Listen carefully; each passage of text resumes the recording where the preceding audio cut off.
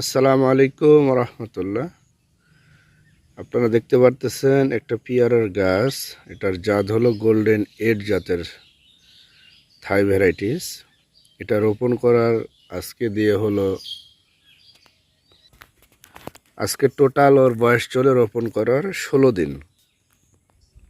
গাছগুলো মাশাআল্লাহ আলহামদুলিল্লাহ খুব ভালো অবস্থায় আছে। এই যে গাছগুলো আমি যদি দেখানোর চেষ্টা করি, খুব ভালো অবস্থায় আছে। এটা বীজের চারা, এটাকে রাখা যাবে না, এটা ছিঁড়ে ফেলে দিলাম। এই যে একটা গাছ, দুইটা ব্রাঞ্চ আছে এখানে, ভালো কন্ডিশনে আছে মাশাআল্লাহ। এই যে মাশাআল্লাহ, এই যে ডগা বের হচ্ছে, কিন্তু এই যে প্রত্যেকটা গাছে মাশাআল্লাহ খুব ভালো অবস্থায় আছে। আজকে টোটাল রোপণ করার 16 দিন, 16-17 দিন চলে।